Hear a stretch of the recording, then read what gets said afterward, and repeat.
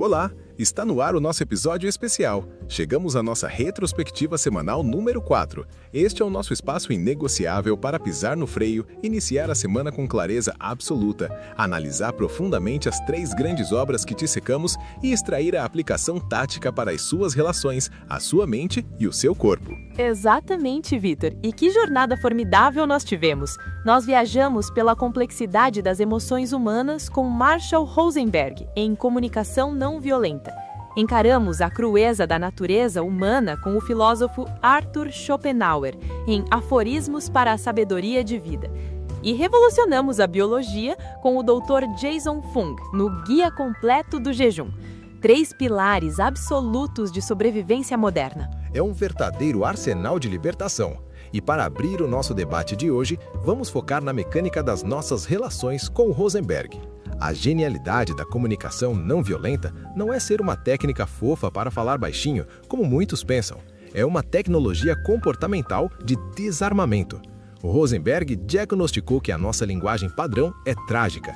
Nós fomos treinados desde a infância para usar a linguagem não para conectar, mas para classificar quem está certo, quem está errado, quem é normal e quem é defeituoso. E a primeira trava de segurança que ele nos ensina é separar rigorosamente a observação da avaliação. Esse é o erro letal que comete 99% das pessoas nas discussões em casa ou no trabalho. O Rosenberg nos mostra que quando você mistura a observação com o julgamento, o outro lado para de escutar no mesmo milissegundo e entra em modo de defesa militar. Dizer você é um desorganizado e irresponsável é um julgamento moral que gera guerra. A observação limpa seria: eu vi que as meias estão no chão e os relatórios não foram enviados.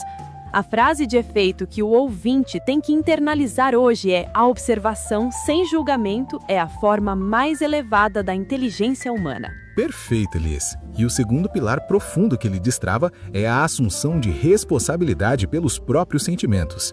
A linguagem violenta nos faz acreditar que os outros causam as nossas emoções. Nós dizemos, você me irrita. O Rosenberg corrige isso e prova que o outro faz é apenas o estímulo. A causa do seu sentimento é uma necessidade sua que não foi atendida. Você fica irritado porque tem uma necessidade de ordem ou de respeito que está sendo frustrada.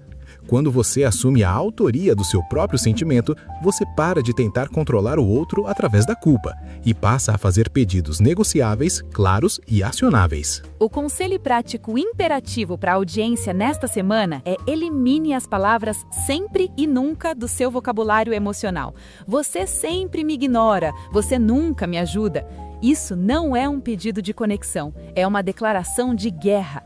Substitua a acusação genérica pela clareza das suas necessidades. A comunicação não violenta não garante que você terá todos os seus desejos atendidos, mas garante que você não será o arquiteto da destruição das suas próprias alianças. E se o Rosenberg nos exige uma maturidade brutal nas nossas interações sociais, a nossa segunda obra da semana nos convoca a uma independência psicológica implacável. Arthur Schopenhauer, com seus Aforismos para a Sabedoria de Vida, destrói o palco do teatro social. Ele divide a vida humana em 3 categorias fundamentais: o que o homem é, a sua personalidade e seu intelecto, o que o homem tem, os seus bens materiais, e o que o homem representa, a opinião dos outros sobre ele. O Schopenhauer não alivia para o nosso ego, Victor.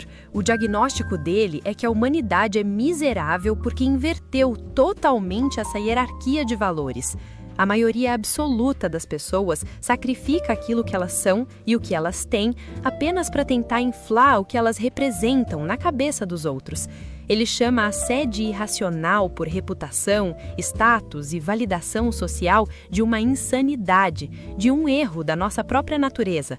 Afinal, a opinião pública é volátil, invejosa, ignorante e, no fim do dia, está fora do seu controle. É o suicídio da individualidade.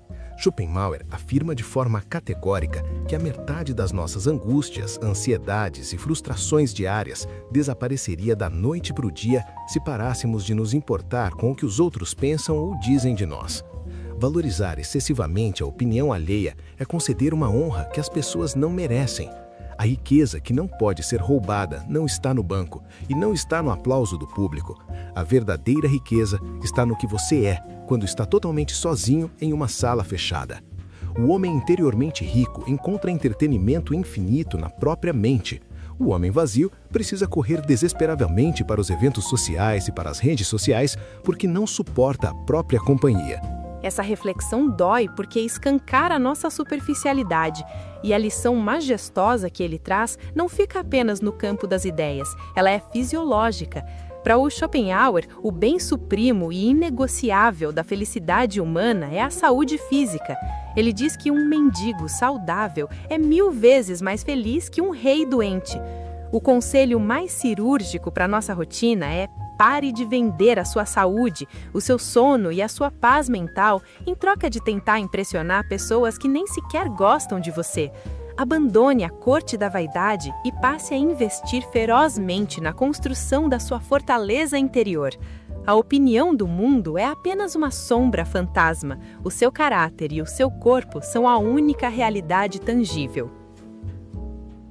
Depois de blindarmos as emoções com Rosenberg e o ego com Schopenhauer, mergulhamos na nossa terceira obra, que materializa a importância suprema da saúde que o próprio filósofo exigia. Em O Guia Completo do Jejum, o Dr. Jason Fung nos entrega a artilharia pesada contra a epidemia de obesidade e doenças metabólicas, destruindo décadas de dogmas e cartilhas nutricionais falidas. O Dr. Fung é um revolucionário, Victor. Ele bate de frente com a maior farsa da medicina tradicional, a teoria matemática das calorias. Durante a vida inteira disseram pra gente: coma menos, corra mais. O problema é que o corpo humano não é uma balança matemática, ele é um laboratório químico. O Dr. Fung prova por A mais B que a obesidade não é um problema calórico, é um problema hormonal comandado por um ditador chamado insulina. O diagnóstico fisiológico dele é perfeito e ele usa o genial modelo dos 2 compartimentos para ilustrar isso. O seu corpo armazena energia de 2 formas: o glicogênio, no fígado e nos músculos, que é como uma geladeira de fácil acesso, e a gordura corporal, que é como um gigantesco freezer trancado no porão. O segredo que a indústria não quer que você saiba é que a insulina atua como a chave do cadeado do porão. Enquanto a sua insulina estiver alta, porque você come e belisca o tempo todo, o seu corpo não tem permissão química para acessar o freezer da gordura. A insulina bloqueia a queima de gordura e força o armazenamento. É por isso que aquelas dietas de comer a cada 3 horas não funcionam no longo prazo. O jejum não é inanição e não é uma dieta de restrição boba. O jejum é a ferramenta mais antiga da humanidade para abaixar drasticamente os níveis de insulina, abrindo os portões do seu freezer de gordura.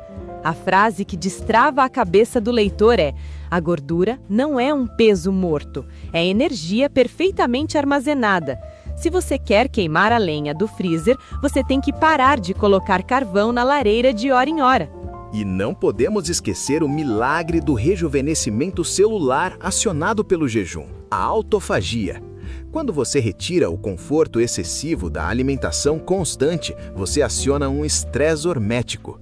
O seu corpo entra no modo de limpeza, devorando proteínas velhas, lixo celular e prevenindo uma infinidade de doenças neurodegenerativas.